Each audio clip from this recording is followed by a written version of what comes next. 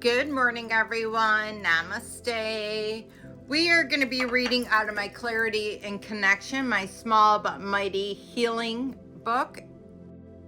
And we're going to be reading two different parts. It says, one of the toughest things about relationships is which both partners are open to inner growth. Is when your partner uncovers a thick layer of old conditioning or trauma that they have to work through. You see them struggle and face the storm, but you cannot fix it for them. All you can do is hold space and be ready to give them loving support. Absolutely, guys. And I'm kind of going through that right now. And you might be with people, friends, family, relationships that are also going through that. And just kind of give any guidance if they ask on what you have done to heal. I would say meditation, I would say Reiki, I would say getting out in nature would be good things for them. Just overall, if they need to get into therapy, whatever the case may be. The other one says, attributes of a good relationship: selfless listening, calm communication, holding space for each other, strong trust, no need to control, authenticity, no need to perform, rest, laughter, and adventure together. The love between you is empowering. Commitment to each other are clear and flexible. No need to always be together, but both have the space to grow and change. Absolutely. 100% agree. And you know, relationships are tricky because you might be growing at two different levels. And, you know, if the person isn't allowing you to grow and wants you to stay down at their frequency, that is going to be very tough. And you might have to make a conscious decision to pick and choose yourself over that relationship. And it's not going to be easy, you know, because when you sign up for this spiritual journey, you don't really know what you're taking on.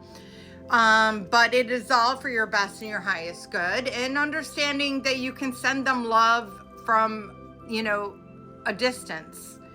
And just understanding that some relationships might go through that, and then they might end up deciding to start doing the healing work.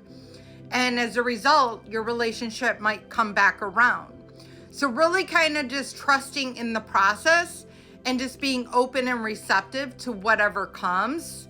And if you are being guided to disconnect from a relationship, surrender it to God, divine source, the universe, and just trusting that it is all working out for your best and highest good. You don't need to judge other people or think that you're at a higher frequency. Just understanding everything happens and occurs in divine timing. Maybe you've had 220 lives on this planet and maybe they've only had 2. So they have a lot more things that they need to figure out and heal.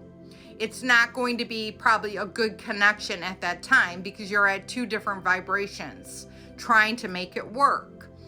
So giving space, maybe you guys would be better off as friends. Maybe you need distance between you for, you know, some time, and then maybe it can come back around. Depends on the situation. But really just being respectful of where people are and understanding that wherever they are is where they're meant to be. They're not meant to be where you are. When I used to be a forensic interviewer for children, one of the main key concepts that I would integrate while interviewing the children is to go where the child is, not to bring the child to my level and where I am. So wherever they are is where I would go to in the conversation. So kind of keeping that in mind as well. So I hope this helps. I love you all. Have a blessed day, and namaste.